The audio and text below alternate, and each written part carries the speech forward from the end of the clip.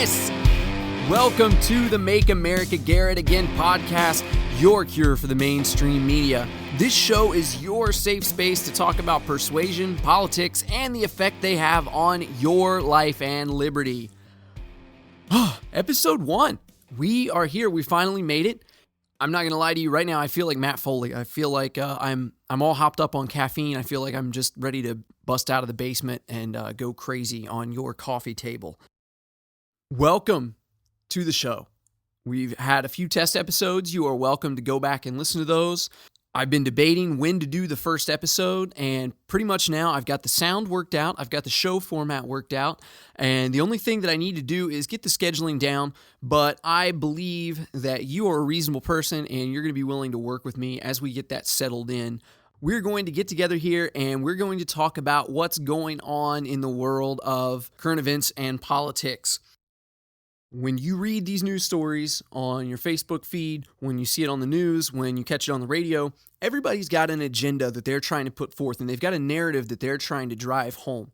And it's very difficult to find actual unbiased news and for someone to really tell you just what the facts are and to stop telling you what you need to believe about this or how that's supposed to change your perception of the world.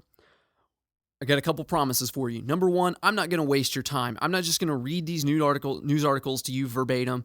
I'm going to assume that if you're listening to the show, you have at least a reasonable idea of what's going on, that you've at least seen the headlines of whatever people are talking about this week.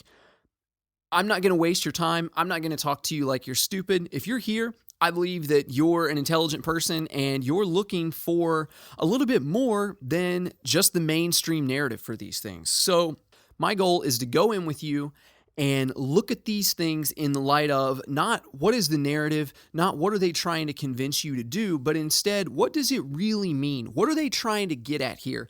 There are a lot of marketing techniques and a lot of persuasion techniques that politicians and news agencies and TV channels, all of these people are trying to use those things on you to steer your thoughts in a certain direction and to steer your dollars in a certain direction. And, so many times it's just straight up fear-mongering because when you're afraid, you go back and you look more. You keep watching, you keep reading, and that's a way to keep getting your clicks and your views so that they can make money off of you. My goal here is to cut through all that noise, cut through all of that bullcrap, and instead provide you with a better picture of what's really going on.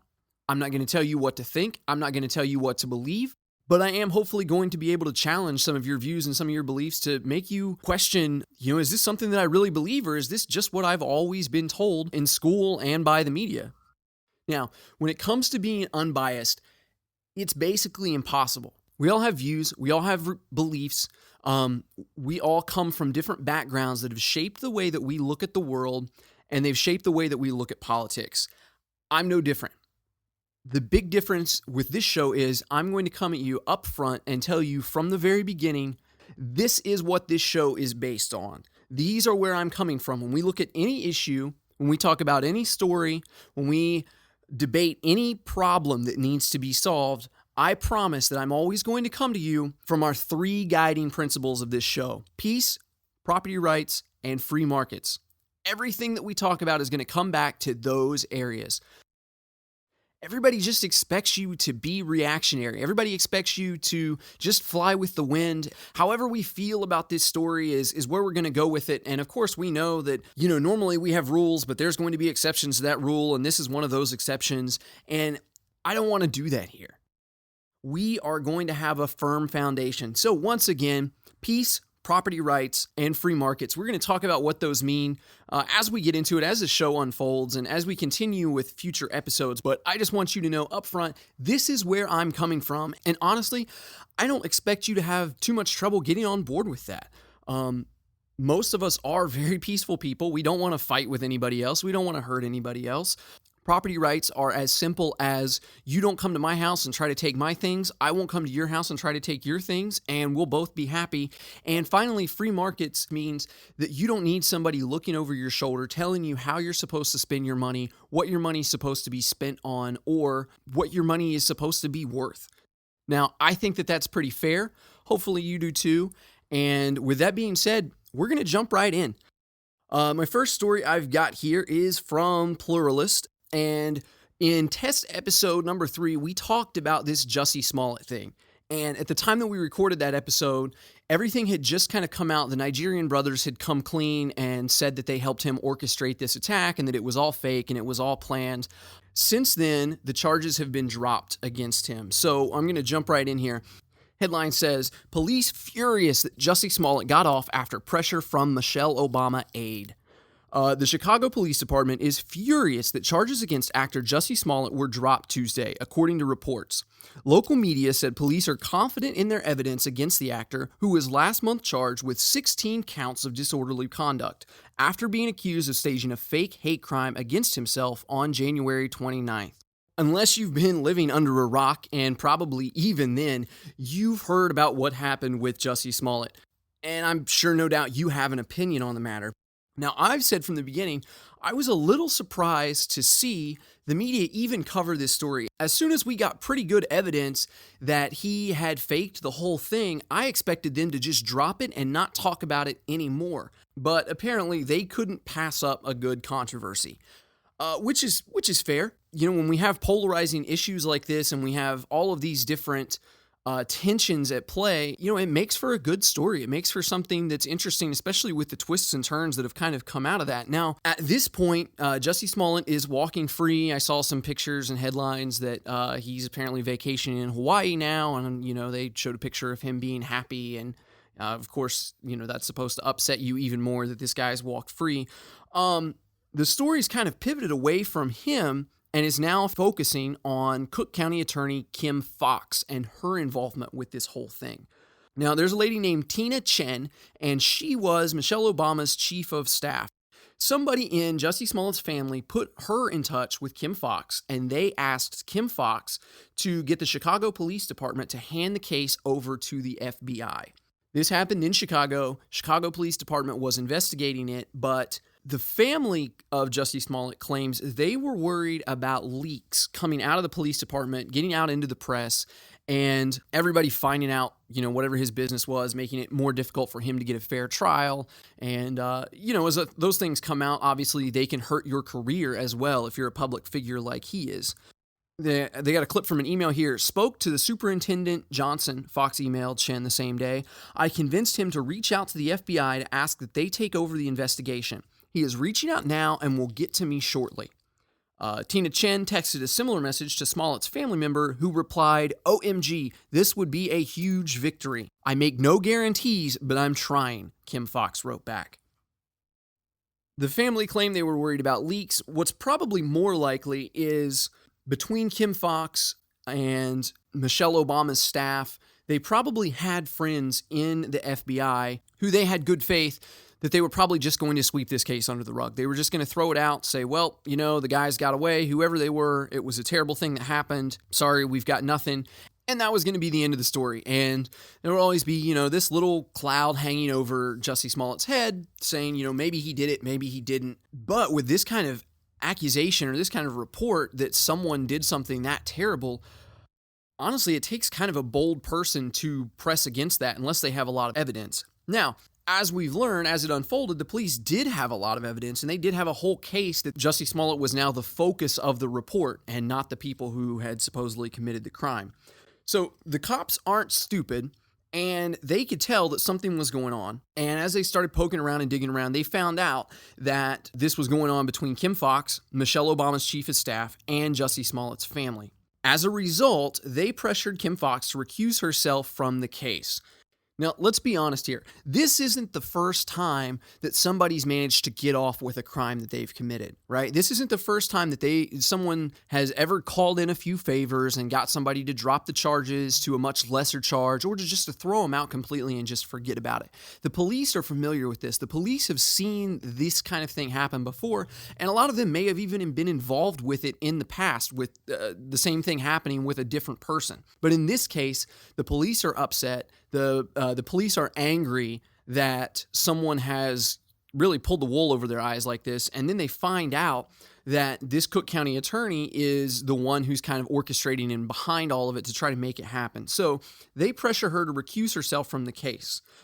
At this point, I think Kim Foxx, she felt like she had done enough to get it moved over to the FBI. The superintendent of the police said that he was going to consider it. It doesn't seem to me like he really was considering it, but, sometimes you just tell people you're going to do something so that they'll get out of your office and leave you alone so that you can get on with your work. But whatever it was, he told her, yeah, we'll consider it. Yeah, we'll do it. She felt pretty confident that it was going to get handed over to the FBI, and she announced publicly that she had recused herself from the case.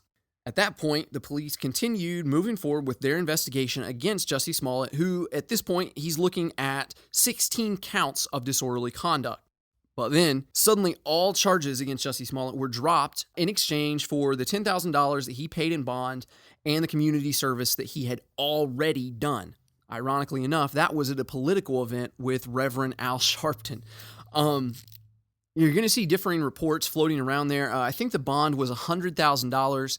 In case you don't know, you usually only have to pay like 10% of that. So he probably gave them $10,000 cash, wire payment or whatever to get out. And they just said, hey, we'll keep the bond. We'll use this stuff that you've done. I also saw it mentioned that he had used some time that he spent on PBS as public service as well. Now, as these charges are dropped, we find out that Kim Foxx didn't actually recuse herself from the case. She just recused herself, she said, in the colloquial sense. This is a flat-out lie. When somebody of this level recuses themselves, it actually pulls their entire office off the case. The point of a recusal is just to admit, hey, for whatever reason, I'm too close to this situation. I have conflicting ideas or conflicting obligations that may be pulling me in a different direction. I'm just going to step back and let somebody else take over this. To be honest, that's the way that a good justice system, a good investigational system should work. There should be no shame in pulling yourself away from a situation so that whatever's going on here can get a fair shake. We can really find out whether or not Jussie Smollett was attacked by, two white guys in MAGA hats, or whether he faked the whole thing, or whatever the truth may be if it's somewhere in between. The problem is, like I said, her whole office should have been pulled off of this, but we find out that she kind of stepped back out of the spotlight. Her second in command took over and moved forward, and then they spoke with the district attorney and decided to drop the charges.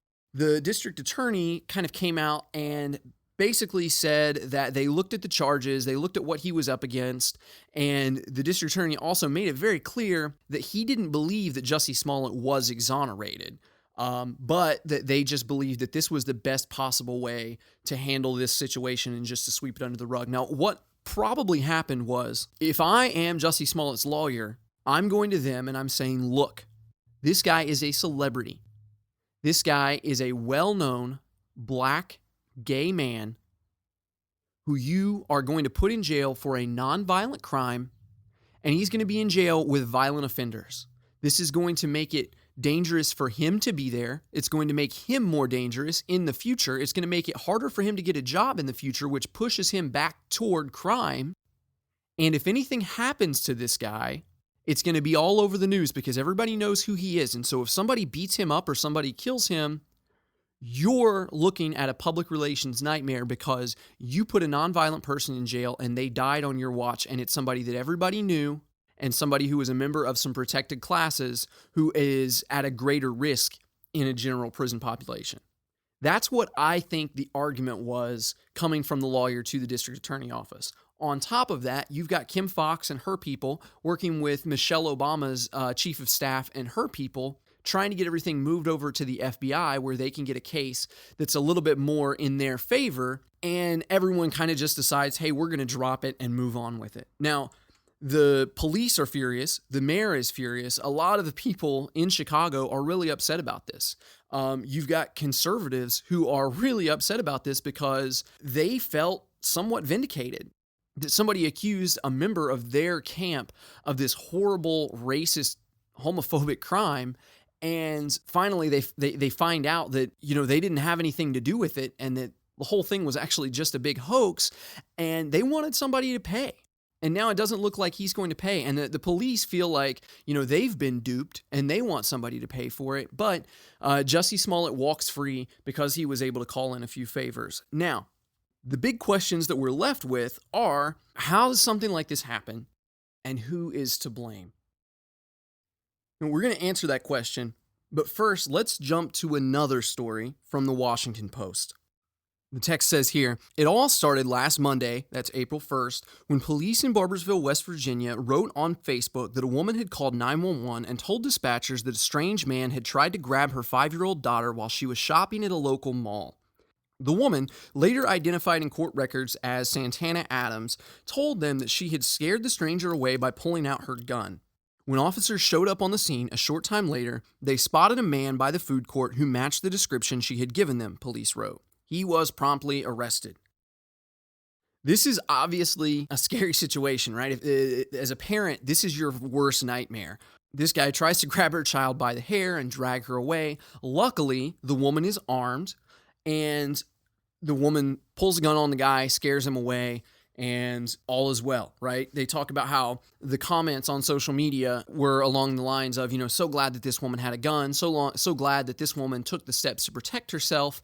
She is a hero, right?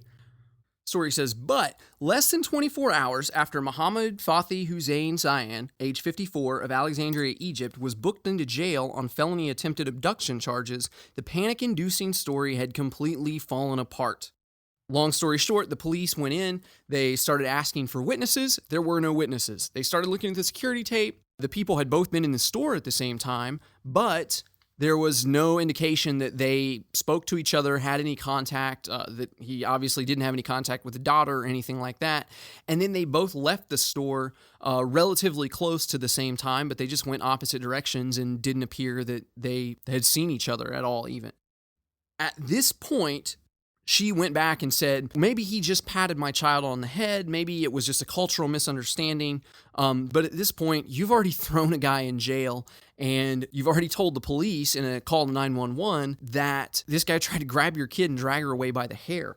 Here's where it got somewhat entertaining. As it comes out that this woman has lied about this story, of course, somebody locally knows her. They're able to point her Facebook feed out to the media, and they start releasing a couple of pictures of her. And all I can say is the meme gods are smiling down on us with these pictures. I've got these links in the show notes. One of the links starts with the word that looks like it says S content. That's directly from her Facebook page. That'll pull up that picture directly. Also, if you go to the article at heavy.com that I've got in the show link, it's got the pictures of her as well. And typically we're not going to do this, but this was just too funny. It looks like those pictures where you go to the department store and, you're wearing like your nicest sweater and they make you stand, with your hand on the shoulder of the person in front of you, and it's just super tacky and super cheesy, and you put it on all your Christmas cards and send it out. Well, this is with her and her husband, baby daddy, closest relative. I don't even know, but they've both got their pistols open carried at like the 1 o'clock position, with their hips like popped out and their hands on their guns, like they're ready to draw on the photographer. And you can just tell by the facial expression that they're just so pumped to be standing there. And then of course he's got his arm draped over her shoulder, and it looks like he's about to grab her by the chest. Again, we're not normally going to do this kind of thing on the show, but this was just too funny to be true. You've got to see this just to see that this is the person who called 911 and said that this Egyptian dude tried to grab her daughter off by the hair. And instead, there's a picture of her with her gun ready to draw, and the guy behind her, who I'm pretty sure he's wearing a cutoff t-shirt under that polo that says, "Women love me and fish fear me." It's got one of those on it. I am positive. I promise you that. And a little bit lower, somebody pulled a picture from her wedding.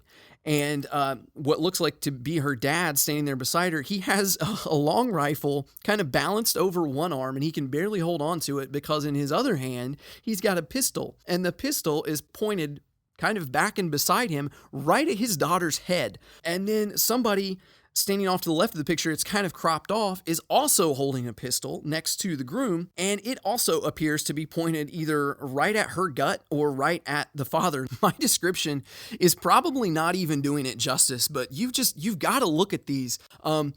Listen, I am all about your right to own guns and your right to carry guns, and you should be able to protect yourself wherever you are. However, I don't want to tell you how to live your life, but you don't ever point your freaking gun at something that you wouldn't want destroyed, okay? That includes your daughter in her wedding dress at her wedding. And you don't need to go to the local department store to get your picture taken with your gun on your front hip like you're ready to draw it. Get out of here. Come on. You've got to be kidding me. Anyway, click the pictures. I don't know what else to tell you.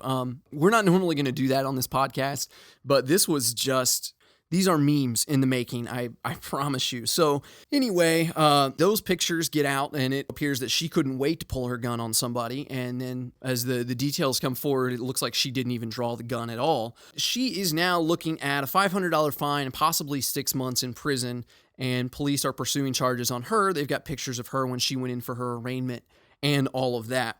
Now, drawing this back in with the Jussie Smollett story, who's really to blame here? What is the difference between these two stories of one man going free and another woman who did basically the same thing, and now she's looking at charges and she's looking at facing punishment for that? Now, the Washington Post, they're blaming social media. They're saying that this woman did this just so that she could get her story out and that she could become Facebook famous, and that she could just scare as many people as possible, because when people get scared, people share things. Kim Fox is blaming racism for all of the pressure on her and for all of the people who don't believe Jussie Smollett's story, that they're doing it because they're racist. And I think that because this is apparently some redneck white girl, and because Jussie Smollett is a gay black celebrity, people are assuming that those things have something to do with why these two situations ended differently. I don't think that that's the point. I really don't think that the race has so much involved with it. Look, Chicago is a very liberal city, and they have a lot of black people in positions of power in that city. I don't know that that's the thing that we need to be focusing on with this. The big difference here is Jussie Smollett knew the right people. He knew people who could call in favors for him, try to get his case moved somewhere where he would be viewed more favorably. And they took whatever actions they needed to take and called in whatever favors they needed to do to make sure that this was just going to go away. This is about the power of politics. This is about what happens when you give some people special privileges to rule over other people. Power corrupts people. If you had the power to put anybody you wanted in jail, don't you think maybe you would do some favors for your friends as well? Don't you think it would be really easy just to let a few things slide here and there when you know that this person is a good friend, or they really didn't mean to do anything wrong? When you give certain people power over other people, it becomes really easy to just sweep some things under the rug. Just let some things go. This person knows somebody who knows somebody who knows somebody. Let's just call in a couple favors and help them out. That's the right thing to do. We help our friends, right? As the late, great George Carlin said, it's a big club and you ain't in it. Now, the question here that we're left with, that we don't really have any power to enforce, but I'm going to ask it nonetheless, what's the right thing to do about this? Well, first of all, let's ask, why was this a crime? Number one, it wasted police resources in both cases. No matter how you feel about the police, part of their job is to investigate crimes. When somebody says that something's happened, it's their job to go out, ask questions, drive around, use all of their databases and whatever they've got to bring in as much evidence as possible to figure out what happened. In both cases, this was done. If we're talking about victims here, I think that that is probably your number one victim of this crime. On the other hand, you also have the panic that you've caused from the public. Now, I'm not a big fan of the idea of people just committing crimes against society. Going back to peace and property rights, if you didn't hurt anybody and you didn't take anybody's stuff, I don't know that it's fair to put this person in jail because of that.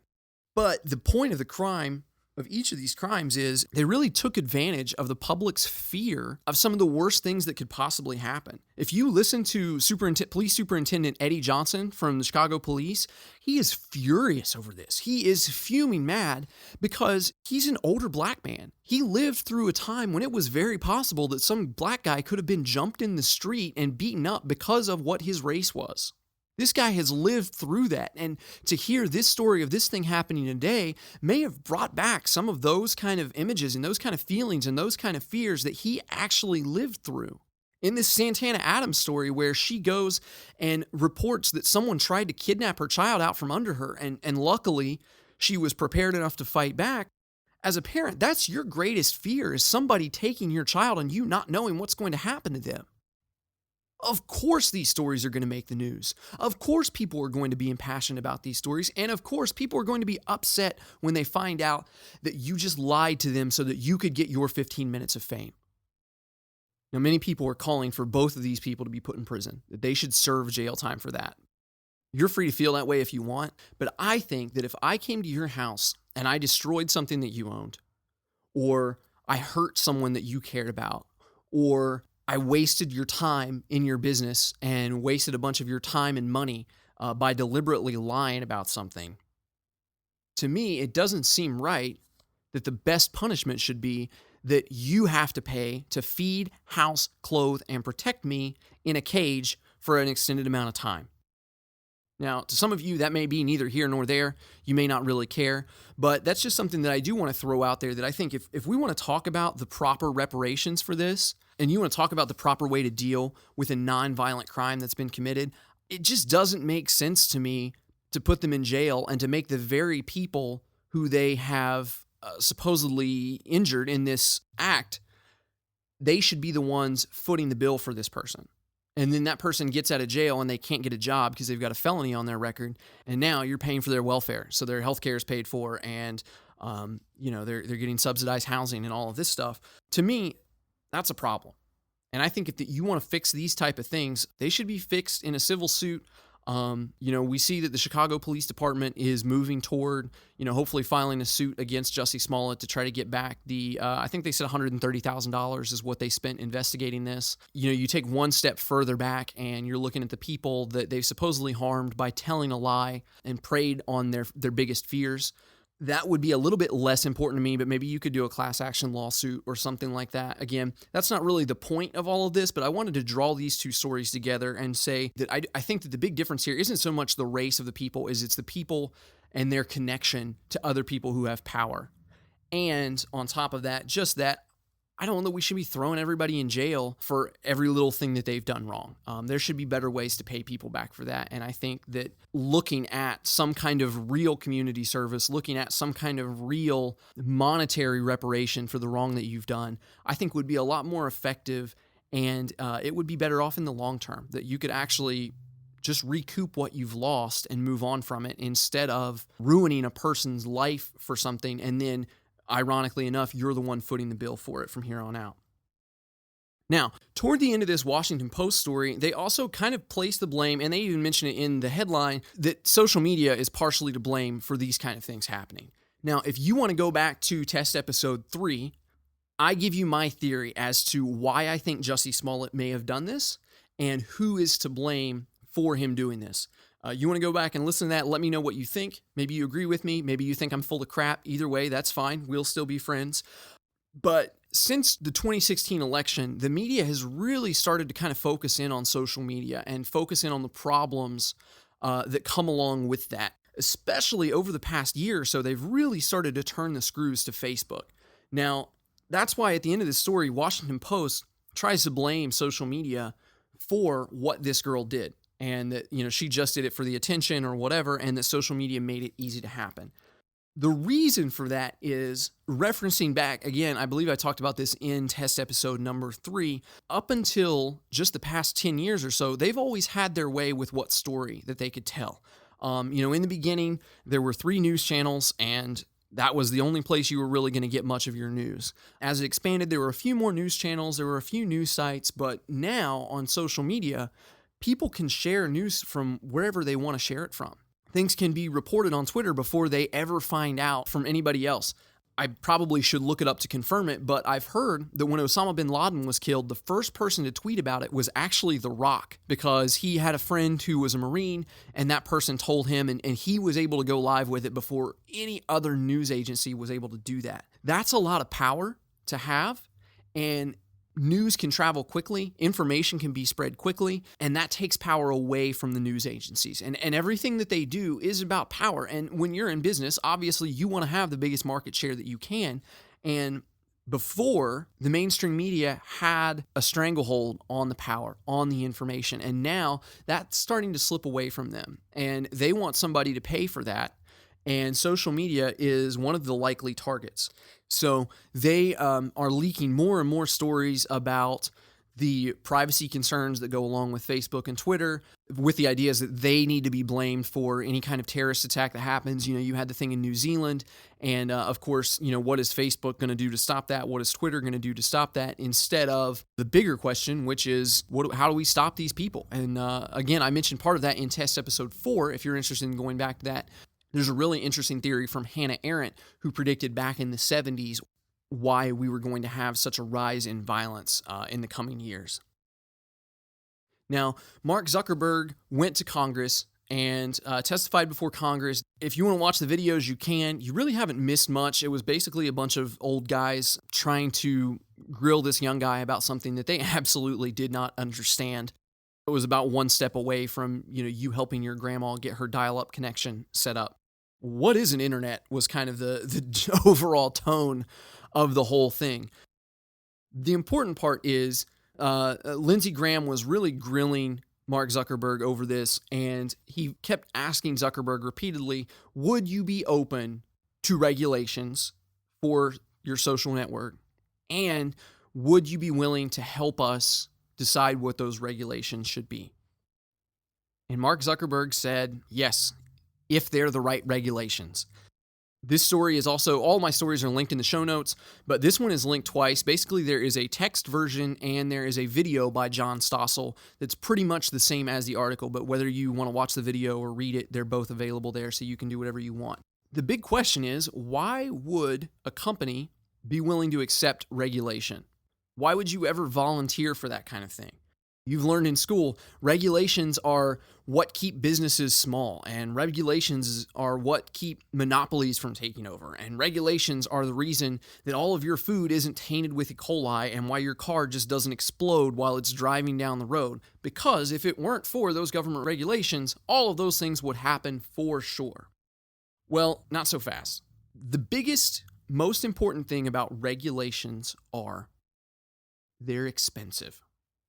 When you get lawyers involved in anything, suddenly things get drawn out.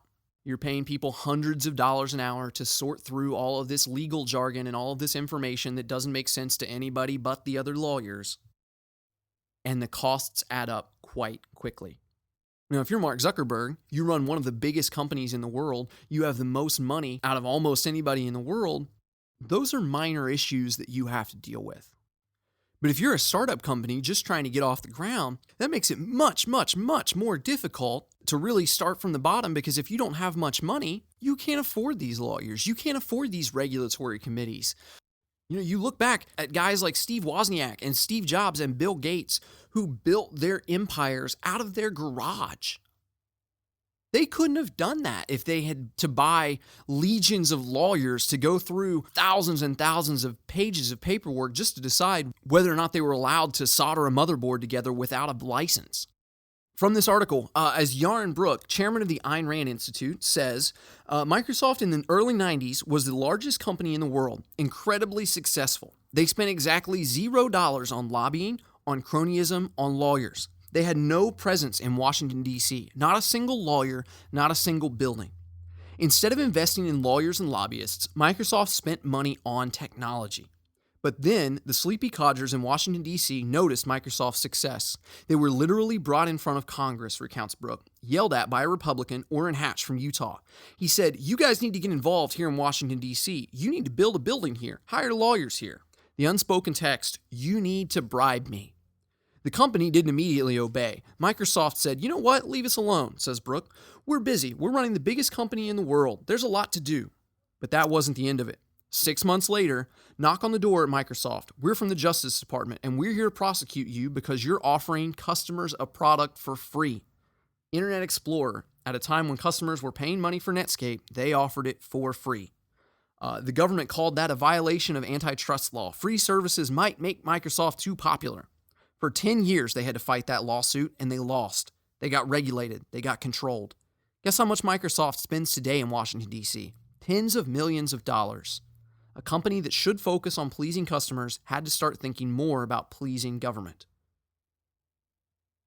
It goes on to say that Microsoft went on to build a building that's about equal distance from the White House and the Capitol building.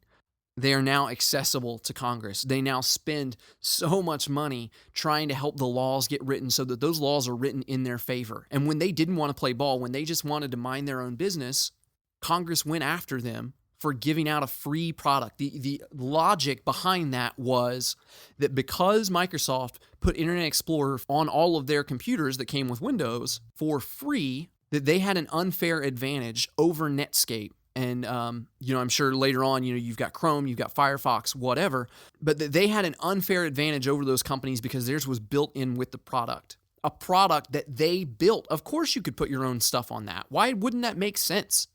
And it didn't stop you at all from downloading other browsers. One of the longest running jokes about Internet Explorer was that its only purpose was to take you to the Firefox website so that you could download the Firefox browser. It's not difficult to do, and anybody with a brain could do it. But the problem was they weren't playing along, and the people in power saw a problem with that.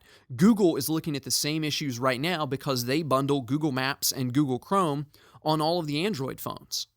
And now the European Union is going after them, telling them that it's unfair for them to package their software on their operating systems that they built. So many people complain about the lobbying in Washington, and they say we need to take the money out of politics, and they complain that companies and corporations are the ones that run our country because of the amount of money they spend, and people say, you should just take that out of there. Well, the politicians love it. Why don't I just slip $50,000 into your back pocket and maybe you'll remember the next time you vote on some regulations to keep me in mind? The regulations are so often written by the lobbyists of the biggest corporations who can give the most money to people in Congress. Most of these corporations give money to people on both sides of the aisle. They give money to Republicans and they give money to Democrats. Just in case one or the other wins, they've already got their name on the list as one of the friends to keep an eye out for. How come you never see a new car company trying to sell cars to people in this country? Why can't new and innovative medicine and new and innovative medical treatments be brought to people in this country who have rare, deadly diseases? Why are you so limited to 4 cell phone companies or just a couple of internet companies or one water company? Because you have people in Washington who try to bleed guys like Bill Gates dry because they included free software with something that they sold to customers. So yes, Facebook is open to regulation. Facebook is open to helping make that regulation because it is in Facebook's best interest. Facebook has already done a great job of pretty much fending off every other big social network except for Twitter by either copying their features or buying them up as quickly as they possibly could. But as of right now, we are one startup away from the next big thing. The same way that we all moved from MySpace onto Facebook, the same way that we all moved from Facebook to Twitter, the same way that we all moved from Walmart to Amazon, Mark Zuckerberg knows that he is one small startup away from being yesterday's news. But if he can help keep us safe from fake news, and he can help keep us safe from anything that goes against the mainstream narrative, if he can help protect you from some company giving away free software, then he and his lawyers and your congressman can protect Facebook and their company indefinitely. Finally, one last piece of news. Got an article here from NPR. Trump threatens to send detained immigrants to sanctuary cities as retaliation. President Trump confirmed reports that he is strongly considering sending detained immigrants in the country illegally to sanctuary cities to try to punish Democrats who have opposed his stringent immigration proposals. The comments came hours after White House and Homeland Security officials said the idea had been scrapped. We'll bring them to sanctuary city areas and let that particular area take care of it, whether it's a state or whatever it might be, Trump told reporters at the White House Friday. He went on to mention California. We'll give them more people. We'll give them a lot. We can give them an unlimited supply, and let's see if they're so happy. They say we have open arms, Trump said. Then President took to Twitter earlier in the day. The radical left always seems to have an open borders, open arms policy, so this should make them very happy. On this show, look, I don't have an overly positive view of Donald Trump's policies. He really seems to just kind of fly by the seat of his pants at all times. He doesn't have any principles. He does whatever he feels is best at that moment that he feels it. You know, a lot of times when it comes to foreign policy, it seems like he believes whatever the last person in the room told him. He's going to pull troops out of Syria, and then suddenly he talks to his people. He's not going to pull troops out of Syria anymore. He spent his whole campaign talking about draining the swamp. Then when it's time to start building his staff, he starts bringing in the same old people that have been in Washington for the past couple of decades. In this instance, though, Trump is doing something pretty clever. It may not be the most practical thing in the world. It may not be the right thing to do for our country, but politics is so much about optics and about the way things look and making sure that you can score political points for your next election. Of course, he's looking at 2020 now. The Democratic people are starting to, I think we're up to 18 people now who have declared to be running as president as Democrats or independents against Trump. And so he's got to make sure that he's scoring his points up.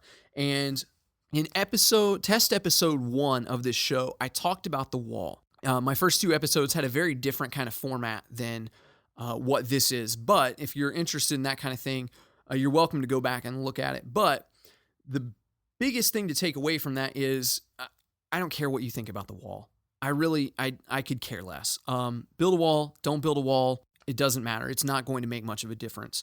The problem that we have is that our immigration policy in this country is a mess. It is difficult to come in legally. It is difficult to do things the right way. And if you are in a desperate situation where you are afraid to live in your home country or you don't have food or money to take care of yourself in your own country, you're going to take desperate measures to try to get into the U.S. Now, as this rages on, the Democrats have gone nuts over the way that incoming immigrants are treated at the border. And over the past several months, a few people have died at the border. And of course, you can argue whether or not that was because of miscare. You have families separated, all of these pretty emotional, pretty heavy issues that Trump and his administration are having to try to fend off.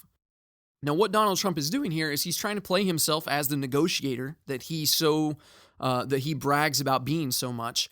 One of the things about negotiation is that if you talk yourself up as a good negotiator, a lot of times people will subconsciously believe that, and they'll give you a better deal just because your reputation precedes you. You don't even have to do anything right.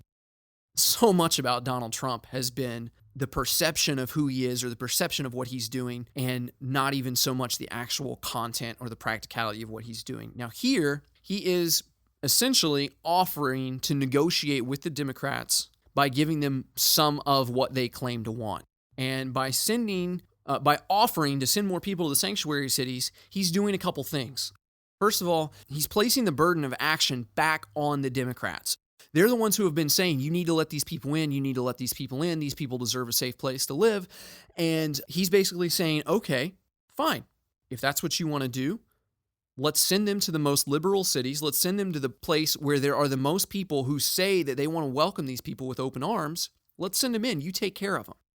Now, the first obvious problem is just the cost of it, right? A lot of these people they don't have jobs. They don't have anywhere to live. They're going to be living in potentially homeless shelters. They're going to look for subsidized housing. They're going to need food stamps, whatever. That is the thing right away. But as we mentioned on test episode 1, an increase in population tends to bring with it an increase in crime. You have more people, you're going to have more crimes. If you just even assume that 2% of people are criminals, well, if you go from 100 people to 200 people, you've gone from 2 criminals to 4 criminals. So if you let thousands or tens of thousands of new people into these cities, it's going to bring crime with it. Now, that's not to say that all of these people at the border are what your stereotypical Trump supporter would say, that they're all MS-13 gang members and they just want to bring in their drugs and they want to bring in their guns, and they're going to burn all the churches to the ground and have us all follow Sharia law, and it's going to be a nightmare.